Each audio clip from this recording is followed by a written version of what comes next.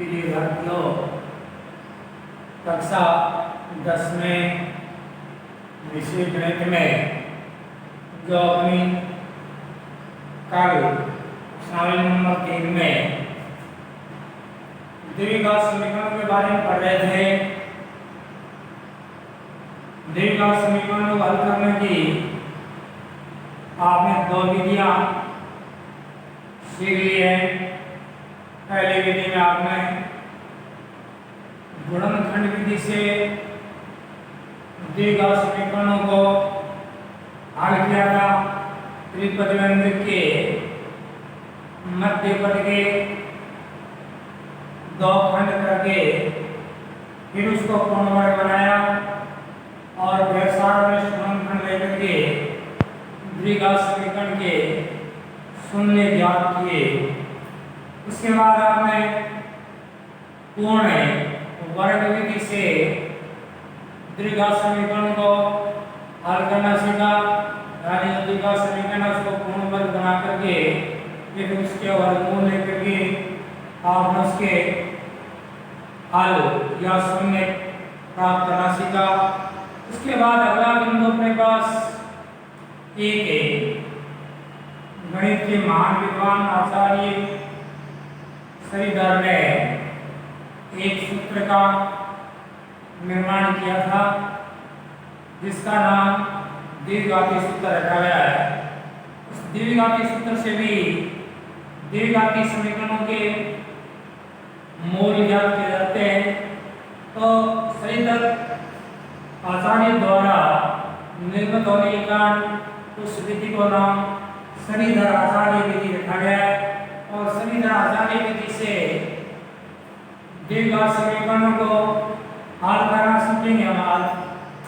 उससे आचार्य श्रीधर ने जो द्विघाती समीकरण को हल करने के लिए जो सूत्र बनाया था वो सूत्र इस प्रकार है।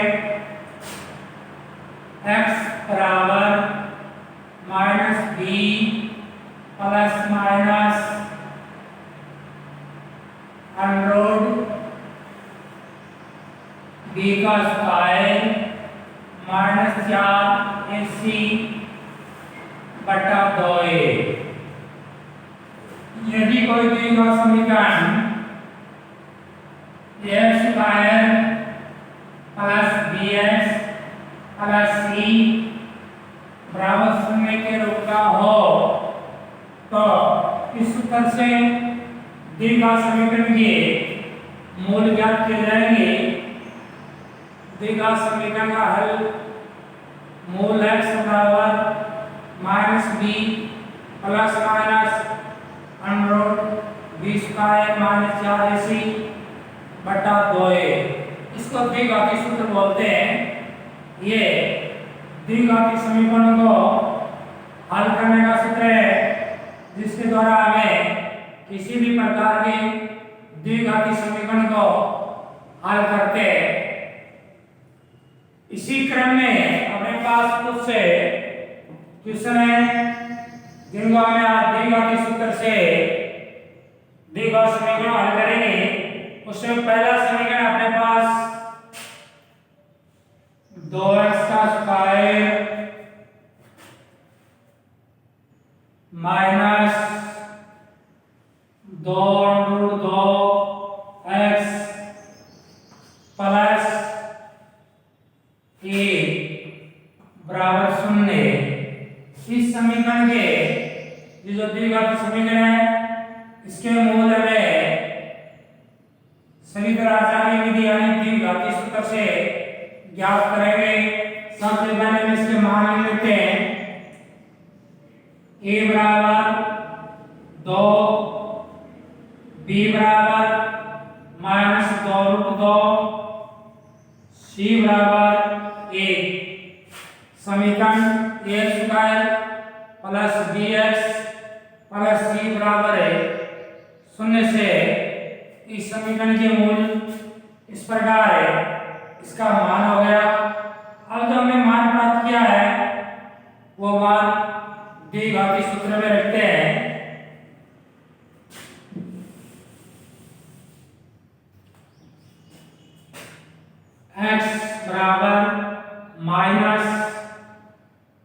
औसतन -2√2, क्योंकि b का मान यहाँ माइनस है और b सूत्र से भी पहले माइनस का चिन्ह लगा हुआ है, तब माइनस औसतन -2√2 प्लस माइनस अंडररूट -2√2 का स्क्वायर, क्योंकि b का मान है माइनस 4 इंटू a का मान 1 इंटू a का मान 2 इंटू c का मान 1 बटा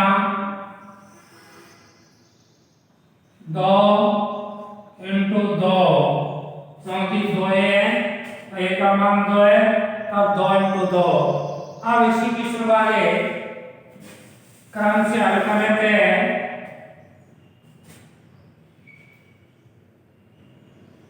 x बराबर माइनस माइनस फर्स्ट घटाएंगे 2√2 प्लस में बदलेंगे प्लस माइनस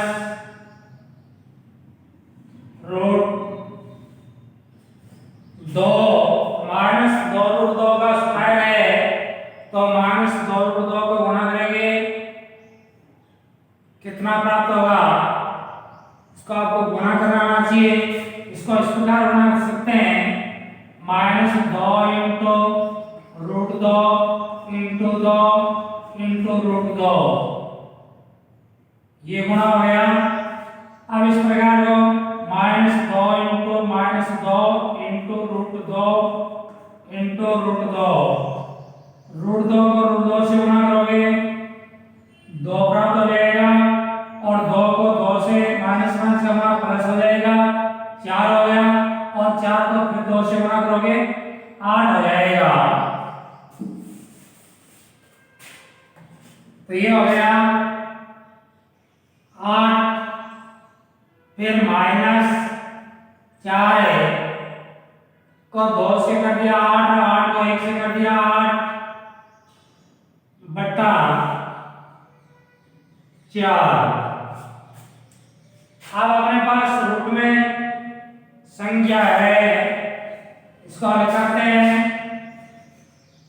तो 2√2 प्लस माइनस 0, क्योंकि 8 में से 8 घट गए, 0 बच गया और 0 का रूट भी 0 होता है और प्लस माइनस 0 कभी होता नहीं, बटा 4।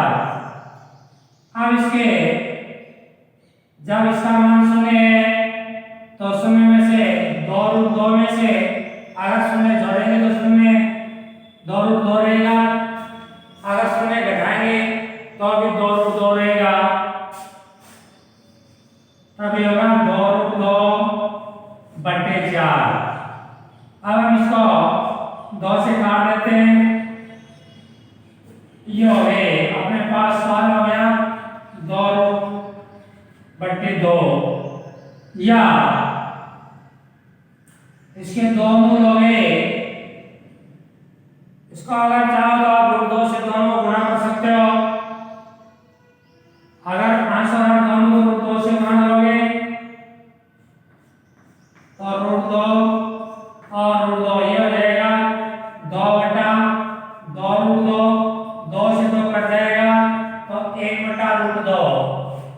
तो इस द्विघात समीकरण के 2 मूल हो गए, क्योंकि तुम्हें पहले बताया जा चुका है कि द्विघात समीकरण पर घात 2 है, अब इसके 2 मूल होंगे, तब इसके 2 मूल x बराबर 1/√2 1/√2 दोनों मूल एक जैसे प्राप्त हुए। यहाँ अगर आप √2 को इंटू नहीं करते हैं तो √2/2 भी इसका मूल होगा, कोई समस्या वाली बात नहीं है। अगर आपको रूट हटाना आता है तो इस प्रकार ऊपर वाली संख्या का रूट हटा सकते हैं, अगर रूट हटा रहे हैं तो √2/2 भी इसका मूल होगा, क्योंकि हमें पता है कि नीचे वाला जो 2 है उसमें √2 इंटू √2 शामिल है, इसलिए हम इसको रूट में बदल करके रूट हटा लेते हैं। तो ये अपना द्विघाती सूत्र है। इससे प्रकार ये समीकरण को हल करने का बड़ा ही आसान सूत्र है। इसमें समीकरण का मान रख करके और दौड़वा की गुणा भाग करके समीकरण के मूल प्राप्त किए जा सकते हैं। इसलिए आप इसको अच्छी प्रकार याद करें। सूत्र का नाम है द्विघाती सूत्र या श्रीधराचार्य सूत्र। क्योंकि सूत्र को श्रीधराचार्य ने स्थापित किया था, इसलिए उसका नाम श्रीधराचार्य विधि रखा गया है।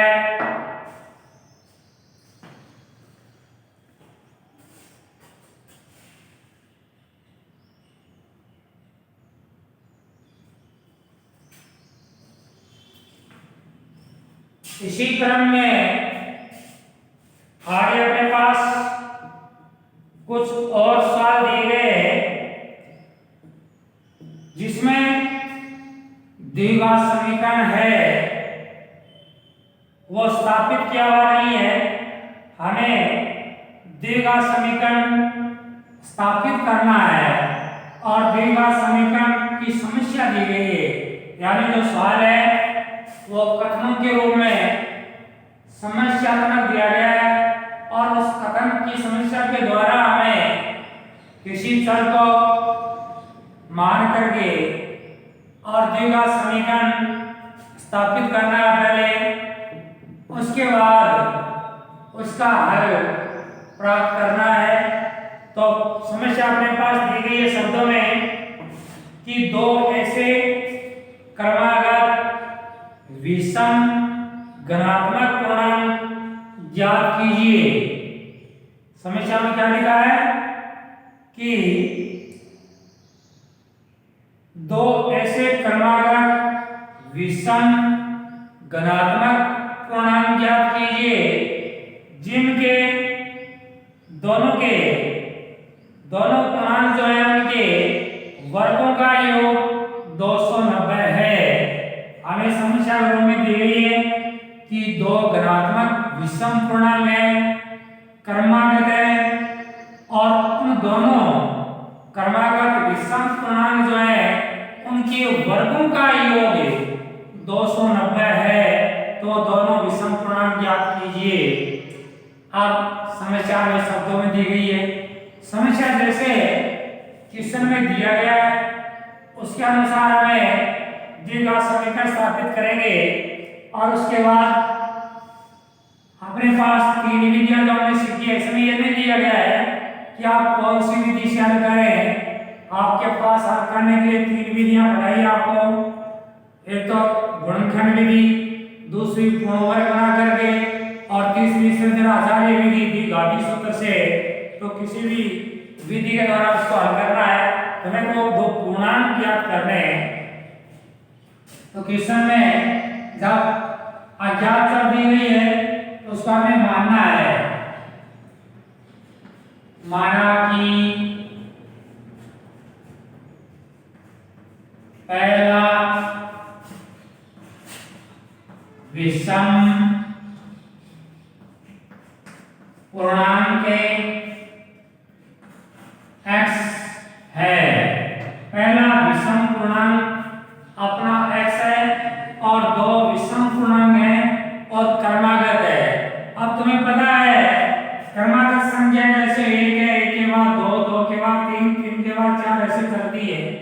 ये संख्याओं का क्रमागत क्रम है 1 के बाद 2, 2 के बाद 3, 3 के बाद 4। तो इस प्रकार संख्याएं चलती हैं। लेकिन यहाँ एक शब्द दिया गया विषम पूर्णांक है। सम हो या विषम, अगर कोई संख्या सम है तो उसमें 2 जोड़ने पर उसकी अगली सम संख्या प्राप्त होगी तुम्हें। अगर कोई विषम पूर्णांक है तो उसमें भी 2 जोड़ने पर उसकी अगली विषम पूर्णांक प्राप्त होगी। अगर 1 जोड़ेंगे तो सम की जगह विषम प्राप्त होगा और विषम की जगह सम प्राप्त होगा।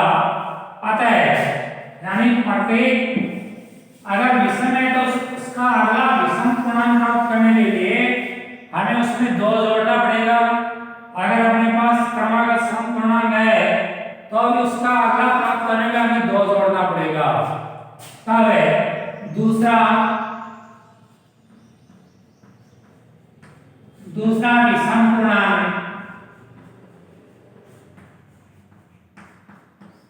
जो अपना पहला पूर्णांक था उसमें 2 जोड़ने पर उसका अगला विषम पूर्णांक प्राप्त होगा, तो ये होगा दूसरा विषम पूर्णांक। अब दोनों पूर्णांक तो हमने मान लिए। अब जो हमें क्वेश्चन में जो शर्त दी गई है उस शर्त के अनुसार समस्या को हल करेंगे, तब हम लिखेंगे प्रश्नानुसार।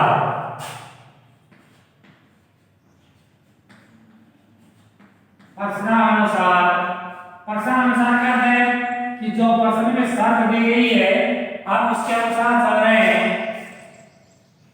x का स्क्वायर प्लस x प्लस 2 का स्क्वायर बराबर 290। हमें दी गई है कि दोनों जो विषम लगातार पूर्णांक है उनके वर्गों का योग 290 है।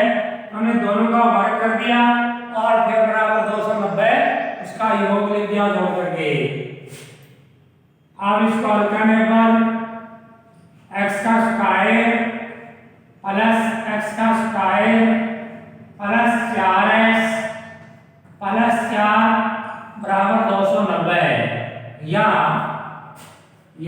x प्लस 2 का होल स्क्वायर यानी a प्लस b का होल स्क्वायर जो आपने 9th में सरस्वती का 8वीं क्लास में शुरू हो गई थी वो सीखी थी। तो ये x प्लस 2 जो है उसको x प्लस 2 से इंटू किया गया है। x को गुणा किया x का स्क्वायर प्लस 2x फिर 2x और 2 2 4 x का स्क्वायर प्लस 4x प्लस 4 यानी a प्लस b के जो होल स्क्वायर का विस्तार होता है वो लगाया गया है। उसके बाद उसका गुणनफल ज्ञात हुआ है। या x square 1x square 2x का स्क्वायर हो गया प्लस 4x हो गया बराबर 290 माइनस ये 4 अक्षर पद है उसका पक्षांतर कर दिया गया है। पक्षांतर करके उसको घटा दिया तब 2x का स्क्वायर प्लस 4x बराबर 90 में से 4 घटाने 286। या 2x का स्क्वायर प्लस 4x माइनस 286 बराबर 0। इसको समीकरण ax square plus bx plus c बराबर 0 के रूप में लिखा, क्योंकि हमें इसके शून्य ज्ञात करने अतः अब इसके सभी पदों में x का जो गुणांक है स्क्वायर का x स्क्वायर का जो गुणांक है 4 उसका सभी पदों में बाहर जा रहा है, तो सभी पदों में 2 का बाहर देते हैं। सभी पदों में 2 का बाहर देने पर, क्योंकि गणित में नियम है अपने पास कि सभी पदों में किसी भी संख्या का भाग दे सकते हैं, किसी भी संख्या से गुणा कर सकते हैं, कोई भी संख्या जोड़ सकते हैं, कोई भी संख्या घटा सकते हैं, उसे उसमें कोई अंतर नहीं आता। इसलिए सभी पदों में 2 का भाग दे दिया गया है। तब समीकरण बन गया x का स्क्वायर प्लस 2x माइनस 143 बराबर 0। अब इसको समीकरण के रूप में बन गया है अपने पास। आप समीकरण के रूप में बनने के बाद समीकरण को हल करने की अपने पास 3 विधियां हैं। उनमें से हमें कोई भी विधि लगाए अपने पास कोई अंतर नहीं आएगा। इसलिए हमें दोनों में से कोई तीनों में से कोई भी विधि लगा सकते हैं। तो इसमें हमें अभी हमें द्विघात सूत्र के बारे में पढ़ रहे हैं, तो द्विघात सूत्र के द्वारा इस समीकरण के हल ज्ञात कर लेते हैं।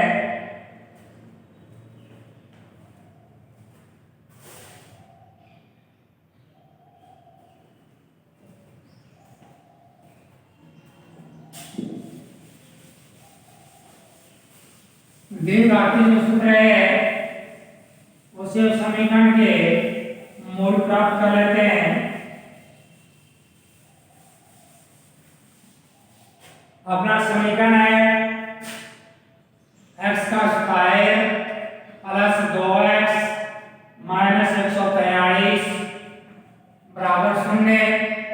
यहाँ a बराबर x का गुणांक 1 है, b बराबर 2 है और c बराबर माइनस 143 है। अब हमें इसका मान लिखने के बाद द्विघाती सूत्र लगाते हैं। x बराबर minus b plus minus under b का स्क्वायर माइनस 4ac बटा 2a, ये द्विघाती सूत्र है। अब इस द्विघाती सूत्र से a b c का मान रखते हैं और मान रखेंगे समीकरण के जो हल है वो प्राप्त करते हैं।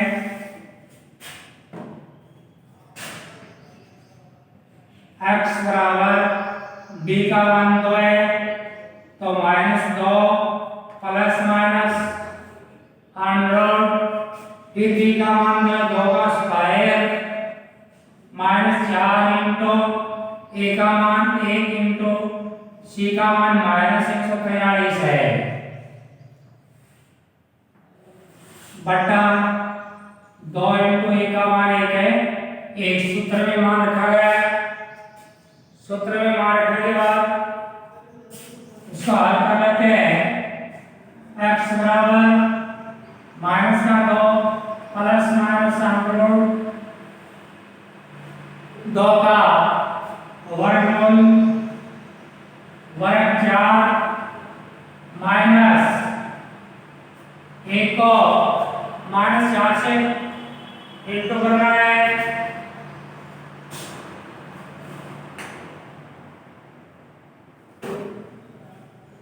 उसके बाद माइनस 4 को 1 से इंटू किया, माइनस के 4 आ गए।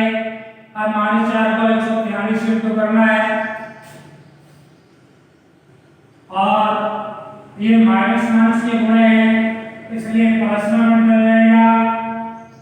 अब ये हो गया 3 चौक 12, 4 चौक 16, 1 17,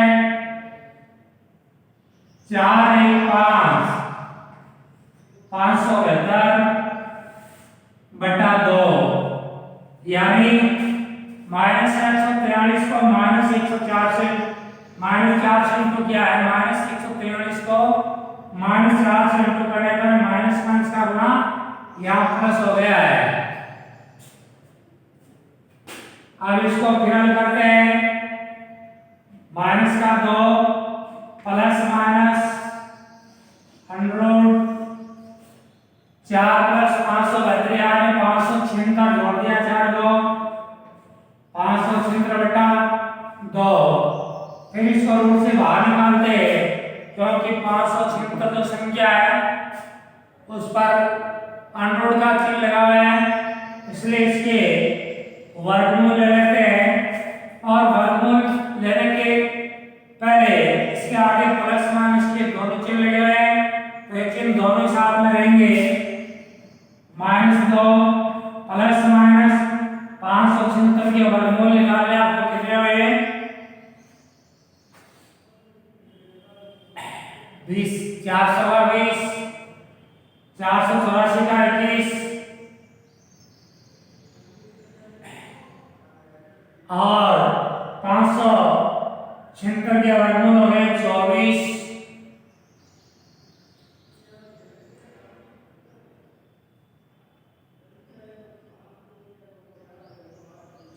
वर्गमूल हो गए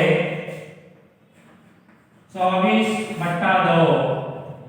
अब हमें अपने पास जो वर्गमूल में संख्या आ गई है 24, अब प्लस माइनस के दो चिन्ह हैं तो इनमें से हमें प्लस वाला चिन्ह लेते हैं क्योंकि कोई भी विषम पूर्णांक है वो माइनस का नहीं है, धनात्मक है, इसलिए हमें माइनस वाला चिन्ह छोड़ करके प्लस वाला चिन्ह लेते हैं।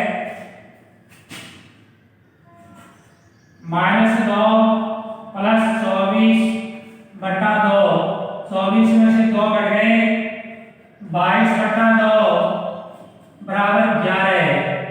तो अपने पास पहला विषम पूर्णांक प्राप्त हो गया है 11। यानी हमें पहला विषम पूर्णांक x माना था और पहले विषम पूर्णांक x का मान अपने पास 11 प्राप्त हो गया है। तो दूसरा विषम पूर्णांक, क्योंकि दूसरा विषम पूर्णांक हमने x प्लस 2 माना था, तो इसमें x का मान अपने पास 11 है। 11 प्लस 2 बराबर 13। इस प्रकार अपने पास दोनों ही विषम पूर्णांक प्राप्त हो गए। अब हम उत्तरों के स्थान पर लिखेंगे क्रम से पहला विषम पूर्णांक बराबर 11, दूसरा विषम पूर्णांक बराबर 13। इस प्रकार अपने ये दो विषम पूर्णांक है जो क्रमागत है और इनके दोनों के वर्गों का योग है वो 290 होता है। 11 का वर्ग 121, 13 का वर्ग 33, 169 और 169 में जब 121 जोड़ेंगे तो इनके वर्गों का योग 290 हो रहा है, जो कि प्रश्न में दी गई शर्त के अनुसार समीकरण को संतुष्ट करता है। तो इस प्रकार जो क्वेश्चन है उनको जो समस्यात्मक दिए गए समस्यात्मक जो कथन है उन कथनों को इस प्रकार द्विघाती समीकरणों में बदल करके और फिर उनको हल करना है। इसमें अगला क्वेश्चन आपके लिए है जो आप घर पे हल करेंगे, जिसमें लिखा है